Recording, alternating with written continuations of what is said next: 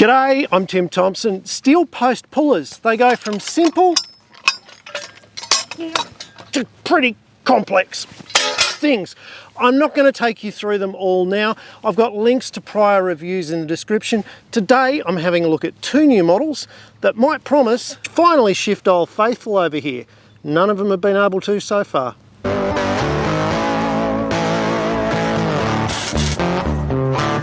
So today we're having a look at the Post Jacks post pullers, and we've got the small size and we've got the large size, and I'm really keen to see how they go on something I haven't been able to budge yet.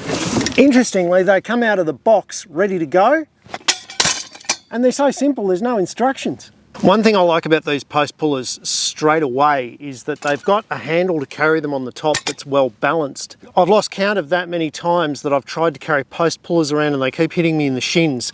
With this handle, you can do it one-handed and not hurt yourself, which is nice. Okay, let's start out by trying the small one on Old Faithful. I don't have much hope for this little model on this particular post, but we've got to start small. Then we'll go up to the large one. We'll use it without the telescopic handle extended, and then we'll use it with the telescopic handle extended. And we'll see at which point, maybe, we can finally get Old Faithful to budge. Just for a bit of background, this is Old Faithful. It's been in the fence here for well over a decade. And I know people sometimes have a go at me about my soil being super soft and all the rest of it, but my soil's pretty tricky. It's quite corrosive and it's a heavy clay, and so it sticks together well. So you end up with a massive ball of soil around the base of these old rusted steel posts that make them just about impossible to pull out. And I can assure you, I've had nearly every single post puller I've ever reviewed on this post, and the best I've been able to do is damage and bend it. So I'm interested to see what these new post pullers do, because they pull the post lower down and they've got a longer lever length. So we'll see what happens. There's even a bevel guide at the top to hold your post in place so it doesn't slip to the side. All right, let's go with the small one. Let's choose a fin. You only need one fin visible on these post pullers. They've got a hardened steel wheel and it's serrated, and it's also got more leverage than some models. Oh. And I tell you what, it's not slipping on the post at all. But it's also not budging. Just like in primary school, if the little one can't take it, let's get the big brother involved. I'm also going to get a piece of wood here to put on the ground so that the smaller base of the post puller doesn't get pushed into the ground. Once again, we have to line it up on one of the fins. It doesn't matter which one, as long as you've got one clearly showing. Now, the interesting thing about this is that the teeth bite a lot further down than a lot of the post pullers that I've used in the past. The other thing is you don't have to keep a spare bit of water pipe to get a bit of extra leverage on this model.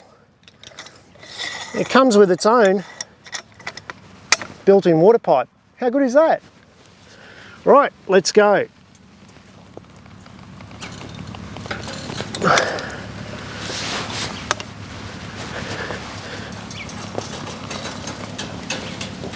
I think we have movement. That's definitely coming out. Now, this is the interesting bit for all of these type of post pullers. When the post comes out, it of course brings this big plug of soil with it, and you need to be able to grip a fin. So one of the things you need to do is occasionally stop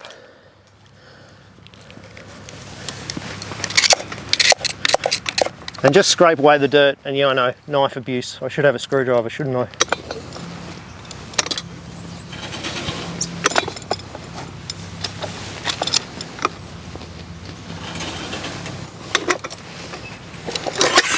Well, I'm pretty impressed. As you can see, there was a fair plug on it, and you'll get bigger plugs elsewhere.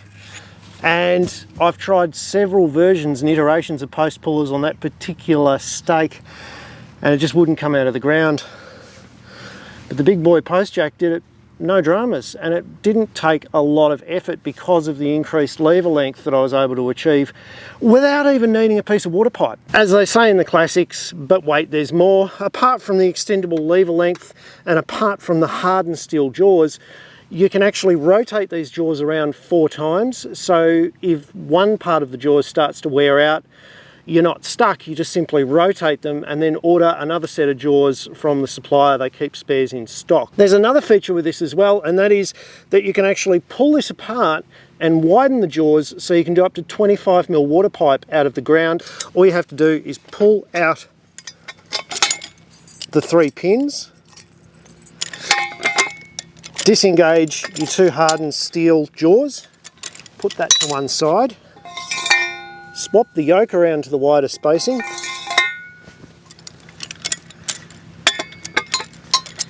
and do the opposite order. Do it in reverse. So put your top pin in, then that's going to allow you to move your jaws around, get these 2